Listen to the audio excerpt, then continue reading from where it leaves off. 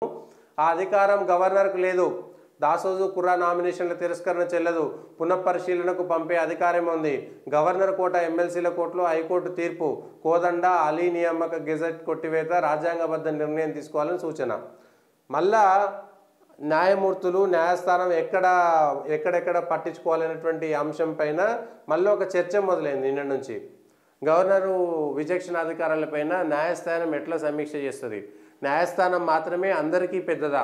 మరి ప్రజల చేత ఎన్నుకోబడినటువంటి వాళ్లకు ఆ విలువలు లేవా అనేటువంటిది ప్రతిదీ చర్చ వస్తుంది. గవర్నర్కు సంబంధించినటువంటి అంశంలో కానీ, స్పీకర్కు సంబంధించిన నిర్ణయాధికారాల్లో కానీ మిగిలిన వాళ్ళు గవర్నర్ మాత్రమే తప్పు చేస్తారా, లేదంటే కోర్టులో ఉన్నటువంటి వాళ్ళు తప్పు చేయరా అనేటువంటి చర్చ మొదటి నుంచి ఉంది. మళ్ళీ నిన్న నుంచి కూడా ఇదే అంశం పైన చర్చ వచ్చింది. రాజ్యాంగానికి సంబంధించి గవర్నర్ కూడా రాజ్యాంగబద్ధమైనటువంటి పదవే కదా, స్పీకర్ కూడా రాజ్యాంగబద్ధమైనటువంటి పదవే కదా, ఎన్నుకోబడినటువంటి ఎమ్మెల్యేలకు సంబంధించినటువంటి వాళ్ళు కూడా ప్రజల చేత రాజ్యాంగబద్ధంగానే ఎన్నుకుంటున్నారు కదా, వీళ్ళు తప్పులు చేయగలిగినప్పుడు వాళ్ళు ఎందుకు తప్పులు చేయరనేటువంటి ఒక ప్రశ్న నిన్నటి నుండి చర్చ జరుగుతుంది. కోర్టు తీర్పును ధిక్కరించడమో, కోర్టు తీర్పుకు వ్యతిరేకంగా మాట్లాడడమో కానీ ఒక చర్చ సౌహృద్భావమైనటువంటి వాతావరణంలో జరగాలి. నిన్న జరిగినటువంటి దాంట్లో దాసోజు కుర్రాకు సంబంధించి గవర్నర్ కోట ఎమ్మెల్సీల కేసులో హైకోర్టు తీర్పు, దీనికి సంబంధించినటువంటి అంశం వచ్చిన తర్వాత గవర్నర్ తీర్పు ఇచ్చారు, అయిపోయింది. గత ప్రభుత్వము మంత్రిమండలి నిర్ణయం ద్వారా ఇద్దరికి నామినేటెడ్ ఎమ్మెల్సీ పోస్టులు ఇచ్చింది. అది గవర్నరు చాలా రోజుల పాటు ఆపి సెప్టెంబర్లో ఎప్పుడో దానికి సంబంధించినటువంటి అంశం పైన తిరస్కరణ చేసింది. వాళ్ళకు సంబంధించినటువంటి అంశంలో తిరస్కరణ చేసింది. జూలై 31న గవర్నర్కు మంత్రివర్గం సిఫారసు చేసింది. ఆ సిఫారసును సెప్టెంబర్ 19న గవర్నర్ తిరస్కరించారు. దీంతో గవర్నర్ ఆదేశాలను గవర్నర్ ఒకసారి తిరస్కరిస్తే మళ్ళీ మంత్రిమండలి సమావేశమై మళ్ళీ గవర్నర్కి ఇంకోసారి అవే సిఫారసులు చేసేటువంటి అవకాశము అంశము అప్పుడున్నటువంటి ప్రభుత్వానికి ఉండేది. గవర్నర్ కంపల్సరీ తిప్పి పంపేటువంటి అధికారం ఉంది. ఒకసారి 2 సార్లు గవర్నర్ తిప్పి పంపిస్తే మూడోసారి ఖచ్చితంగా గవర్నర్ మళ్ళీ చేసినటువంటి మంత్రిమండలికి సంబంధించినటువంటి ఆదేశాలను ఖచ్చితంగా పాటించాలనేటువంటిది రూల్లోనే ఉంది. సో అప్పుడున్నటువంటి ప్రభుత్వం సెప్టెంబర్ 19న తిరస్కరిస్తే గవర్నర్ ఆదేశాలను సవాల్ చేస్తూ దాసోజు కుర్రా హైకోర్టులో పిటిషన్లు దాఖలు చేశారు. ఇవి పెండింగ్లో ఉండగా జరిగిన కోదండరాం అమీర్ అలీ నియామకాలను సైతం సవాల్ చేస్తూ వారు మధ్యంతర పిటిషన్లు కూడా వేశారు. గత ప్రభుత్వం ఇచ్చినటువంటి మంత్రిమండలి సిఫారసులు తిరస్కరించారు కాబట్టి కొత్త మంత్రిమండలికి సంబంధించినటువంటి వాళ్ళు సిఫారసు వేరే చేశారు. సో మంత్రిమండలి ప్రభుత్వం అప్పుడు బీఆర్ఎస్ది కావచ్చు, ఇప్పుడు కాంగ్రెస్ది కావచ్చు, కానీ మంత్రిమండలి అనేటువంటిది ప్రభుత్వం కిందికి వస్తుంది.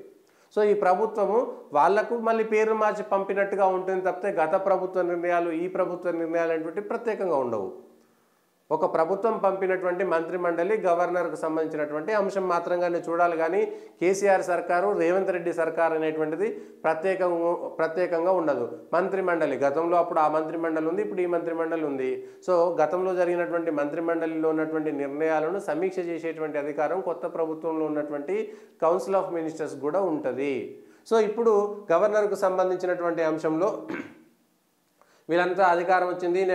గవర్నర్ చర్యలు న్యాయ సమీక్ష పరిధిలోకి వస్తాయన్నారు. ఆర్టికల్ 361 ప్రకారం గవర్నర్కు వ్యక్తిగత రక్షణను రాజ్యాంగం కల్పించింది తప్ప గవర్నర్ చర్యలను సమీక్షించరాదని దాని అర్థం కాదు. ఆర్టికల్ 200, ఆర్టికల్ 356 కింద గవర్నర్కు విస్తృతమైన విచక్షణాధికారాలు కట్టబెట్టినటువంటి రాజ్యాంగం ఆర్టికల్ 171(5) కింద మాత్రం విచక్షణాధికారాలు ఇవ్వలేదన్నారు. మంత్రివర్గ నిర్ణయానికి గవర్నర్ కట్టుబడి ఉండాలన్నారు. పిటిషనర్లు ఇద్దరు సామాజిక సేవలో విస్తృతంగా పాల్గొన్నారని, ఆర్టికల్ 171లో స్పెషల్ అచీవ్మెంట్స్ అంటూ ప్రత్యేకంగా ఏమీ పేర్కొనలేదని వాదించారు. గవర్నర్ జారీ చేసిన తిరస్కరణ ఆదేశాలు పిటిషనర్ల చట్టబద్ధమైనటువంటి ఆకాంక్షలను దెబ్బతీసేలా, ప్రతిష్టకు భంగం కలిగేలా ఉన్నాయన్నారు.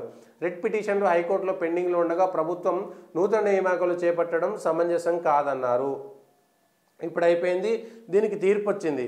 ఇదంతా ఫైనల్గా తీర్పు వచ్చిన తర్వాత ఏమవుతుంది, మళ్ళీ మంత్రిమండలి మళ్ళా కేసీఆర్ ఇచ్చినటువంటి దాంట్లో వాళ్ళు ఇచ్చినటువంటి కుర్రా సత్యనారాయణ కానీ దాసోజు శ్రవణ్ కానీ తిరిగి నియమించేటువంటి అవకాశం మాత్రం లేదు. గవర్నరు కొత్త సిఫారసులు తెప్పించుకుంటారు. కొత్త సిఫారసులు ఏంటి, ఇప్పుడు కోదండరాంను అలీ అనేటువంటి ఇద్దరిని ఎవరైతే ఇప్పుడు కొత్త ప్రభుత్వము సిఫారసు చేస్తే గవర్నర్ ఆమోదించిందో దాన్ని కూడా చెల్లదని చెప్పారు.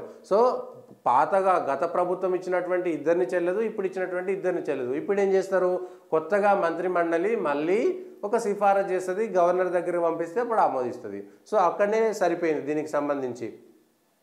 మంత్రివర్గ గత నిర్ణయాన్ని అమలు చేయాలనే కోరే అర్హత పిటిషనర్లకు లేదని ఎవరిని సిఫారసు చేయాలని ప్రభుత్వానికి సంబంధించిన వ్యవహారం అని పేర్కొన్నారు. మంత్రివర్గ సిఫారసుల్లో కానీ గవర్నర్ ఆదేశాల్లో కానీ వారు పార్టీలు కాదన్నారు. మంత్రివర్గ గత నిర్ణయాన్ని అమలు చేయాలని కోరే అర్హత పిటిషనర్లకు లేదు. సో పిటిషనర్ వేసిన తర్వాత ఏమైంది, ప్రభుత్వం మారిపోయింది. ఏదో అప్పుడున్నటువంటి గవర్నర్ తప్పు చేసిందనేటువంటి ఎత్తి చూపేటువంటి ప్రయత్నం తప్ప ఇంకేం లేదు. గవర్నర్కు విచక్షణ అధికారం ప్రకారము మంత్రిమండలి సమావేశాలను తిరస్కరించవచ్చు, ఒకసారి 2 సార్లు. సో మళ్ళా మంత్రిమండలి వెంటనే అవే సిఫారసులను పంపించేస్తే గవర్నర్ ఆమోదించేటువంటి అవకాశం ఉన్నది. సో ప్రభుత్వం పడిపోతుంది, లేకపోతే మళ్ళా ప్రభుత్వం మాదే కాబట్టి ఇంకేమీ కాదనుకునేటువంటి భ్రమల్లో అప్పుడు ఉన్నారు. ఇప్పుడు ప్రభుత్వం మారడంతో దీనికి సంబంధించినటువంటి ఉన్నాయి, వీళ్ళందరూ ఇచ్చారు. ఈ పరిస్థితుల్లో గవర్నర్ జారీ చేసిన పిటిషనర్ల నామినేషన్ తిరస్కరణ ఆదేశాలు పరిణామ క్రమంలో నూతన ఎమ్మెల్సీ నియామక ఉత్తర్వులు చెల్లవని తీర్పు వెల్లించింది. ఈ తీర్పు నేపథ్యంలో రాష్ట్ర మంత్రివర్గం తాజాగా సిఫారసులు చేయాల్సి ఉంటుంది. సో మళ్ళా రాష్ట్ర మంత్రివర్గం తాజా సిఫారసులు ఏం చేస్తారు, మళ్ళీ అదే కోదండరాంను, అదే ఆయన పేరేంది అమీర్ అలీ పేర్లను సిఫారసు చేసి గవర్నర్ ఆమోదం పొందే అవకాశం ఉన్నది.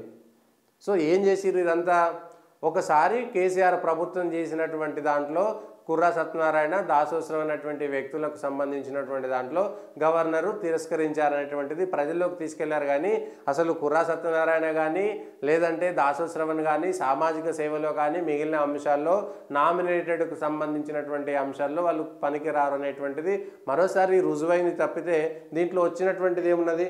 సో ఒక చర్చ మాత్రం మొదలైంది. వ్యవస్థలకు సంబంధించి న్యాయ వ్యవస్థన, చట్ట వ్యవస్థన, ఎవరు గొప్ప ఎవరు అనేటువంటిది కేవలం కోర్టులే గొప్ప అయినప్పుడు ఎన్నుకోబడినటువంటి ప్రభుత్వాలు ఎందుకు అనేటువంటిది ఉంది. ప్రభుత్వాలు చేసేటువంటి అంశాలపైన, ప్రభుత్వాలు తీసుకున్నటువంటి నిర్ణయాలపైన న్యాయ సమీక్ష చేసినప్పుడు న్యాయస్థానాల్లో తప్పు జరిగితే సమీక్ష చేయాల్సినటువంటి వాళ్ళు ఎవరు అనేటువంటిది ఉంది. సుప్రీంకోర్టు పైనే వాళ్ళపైన అంటే పూర్తిస్థాయి నమ్మకం కోర్టుల మీద మాత్రమే ఉండాలి అనేటువంటిది దీని ద్వారా వచ్చిందా, న్యాయ నిపుణులు కానీ న్యాయ అభిలాషులు కానీ దీనిపైన ఒక చర్చ మాత్రం చేయాల్సినటువంటి అవకాశం ఇప్పుడు వచ్చింది. మిగిలిన అనేకమైనటువంటి అంశాలు నిన్న దానికి పార్లమెంటుకు సంబంధించిన దాంట్లో జేఎంఎం ముడుపుల కేసులో 91లో జరిగినటువంటి పివి నరసింహారావుకు సంబంధించినటువంటి అంశంలో కూడా ఎమ్మెల్యేలు కూడా ప్రశ్నలు కానీ ఏదైనా చర్చలు కానీ చేసినప్పుడు లంచం తీసుకొని చేస్తే గనక అది కూడా తప్పే అనేటువంటిది నిన్న ఇచ్చినటువంటిది సుప్రీం న్యాయస్థానం ఏదైతే ఇచ్చిందో, సుప్రీంకోర్టు ఏదైతే ఇచ్చిందో అది కూడా అట్లాంటి అంశమే.